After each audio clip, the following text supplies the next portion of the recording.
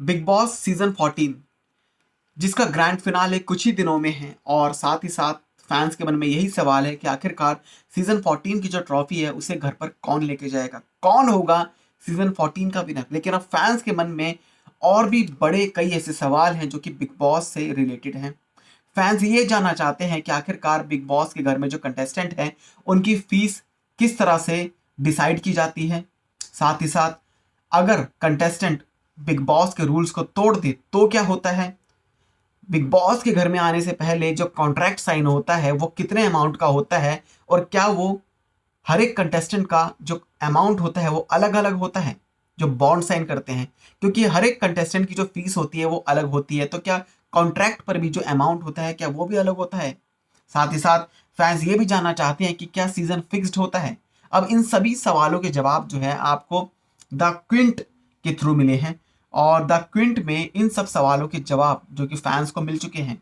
और आखिरकार आज हम आपको बताएंगे कि आखिरकार वो कौन से ऐसे सवाल हैं और जो उनके जवाब हैं जिसमें बड़े जवाब, बड़े खुलासे जो कि बिग बॉस की सीजन्स को लेकर हुए हैं। तो सबसे पहला सवाल ये है कि आखिरकार हु अर्न्स हाउ मच, यानी कौन कितना कमाता है बिग बॉस के घर में। बात करें तो लोवेस्ट अर्निंग की, जिसमें बिग बॉस की सीजन 14 में पंजाबी मॉडल शहजाद देओल जिन्हें 50,000 रुपीज पर वीक मिले थे। उसके बाद जान कुमार सानू जिन्हें 80,000 रुपीज पर वीक मिले थे। उसके बाद राहुल वैद्य जिन्हें 1 लाख रुपीज पर वीक मिले थे। वहीं निकी तंबोली जिन्हें 1,20,000 रुपीज पर वीक मिले थे। पवित्र पूनिया और अभिनव शुक्ला जिन्हें सेम अमाउंट मिला था, उन्हें 1,50,000 रुपीज पर वीक उन्हें मिले थे, फीस मिली थी बिग बॉस की तरफ से। और अगला जो सवाल है ये है कि how long is the big boss contract, कितना लंबा होता है बिग बॉस का कॉन्ट्रैक्ट। अब आपको बताते हैं कि आखिरकार बिग बॉस के घर में जो कंटेस्टेंट होते हैं क्या वो सिर्फ खाना बनाते हैं या वो साफ सफाई करते हैं या वो घर की जितनी भी एक्टिविटीज़ हैं वो सब करते हैं। जो टास्क और फाइट्स होती हैं ये सब भी होता है। बट यही सब नहीं होता है बिग बॉस के घर में, इससे अलग भी बहुत सारी चीज़ें जो कि बिग बॉस के घर में होती है। अब जो सच्चाई है, जो ट्रुथ है, वो ये सामने निकल कर आ रहा है कि बिग बॉस के घर में आने से पहले हर एक कंटेस्टेंट को एक बॉन्ड साइन करना होता है जो कि 120 पेज का होता है, यानी 120 पेज का एक लॉन्ग कॉन्ट्रैक्ट होता है जिसे कलर्स चैनल के साथ हर एक कंटेस्टेंट को साइन करना होता है। अगला तीसरा क्वेश्चन इसमें यह है कि what is the signing amount for a big boss contestant. आखिरकार बिग बॉस कंटेस्टेंट का साइनिंग अमाउंट क्या होता है। और ये थोड़ा सा कॉम्प्लिकेटेड है क्योंकि हर एक कंटेस्टेंट का एक अलग साइनिंग अमाउंट होता है, डिफरेंट होता है, क्योंकि उनकी पॉपुलैरिटी पर बेस करता है कि आखिरकार कौन कितना ज़्यादा पॉपुलर है। जो जितना ज़्यादा पॉपुलर है उतना ज़्यादा उसका साइनिंग अमाउंट होगा। आपको बता दें कि जिसमें कई बार आपने बिग बॉस के घर में ये भी सुना होगा जिसमें लिखा होता है, जिसमें वो बोलते हैं कि इसका मिनिमम गारंटी इतना ही है। यानी अगर बिग बॉस के घर में जिसकी फीस को बिग बॉस ने डिसाइड कर दिया, चाहे वो बिग बॉस में के घर में 1 हफ्ता रहे चाहे वो 5 हफ्ते रहे, उसको पर वीक उतनी ही फीस मिलेगी बिग बॉस के घर से। उसका एक फिक्स्ड अमाउंट जो कि बिग बॉस उसे देता है, यानी चैनल वाले उन्हें देते हैं। अगर कंटेस्टेंट जो है जो कि 5 वीक कंप्लीट कर ले, उसके बाद 5 वीक के बाद बिग बॉस के घर में उसको स्टे करने का मौका मिलता है और वो एविक्ट नहीं होता है, तो उसके बाद उसकी फीस को बढ़ाया जाता है। और उसके बाद उसकी जो फीस है, जो वीकली पेमेंट होती है, उसकी डिसाइड कर दी जाती है कि इसको इतना फीस देना ही देना है, जिसे बोलते हैं वीकली कंसिडरेशन। अगले जो क्वेश्चन की बात करें तो वो है who are the highest paid contestant of the year. इस साल का सीजन 14 का आखिरकार कौन है। तो हाईएस्ट पेड कंटेस्टेंट जो है इस साल के रुबीना दिलैक और जैस्मिन भसीन हैं। आखिर क्यों? क्योंकि ये काफ़ी ज़्यादा पॉपुलर हैं। सोशल मीडिया पर आपने जैस्मिन भसीन की पॉपुलैरिटी को देख लिया, रुबीना दिलैक की आपने पॉपुलैरिटी को देख लिया, और यही सब है कि इसमें अब एक सोर्सेज की माने तो रुबीना जिन्हें 5 लाख रुपीज़ पर वीक जिन्हें चार्ज मिलता है, जिन्हें फीस मिलती है बिग बॉस की तरफ से। साथ ही साथ जैस्मिन भसीन जिन्हें 3 से 4 लाख रुपए उन्हें फीस मिली है पर वीक। वहीं राहुल वैद्य जिन्हें 1 लाख रुपए पर वीक मिली है। हालांकि राहुल वैद्य की जो मैसिव फैन फॉलोइंग है बिग बॉस के घर में, और किस तरह से सोशल मीडिया पर राहुल वैद्य को काफ़ी प्रेज करते हैं उनके फैंस।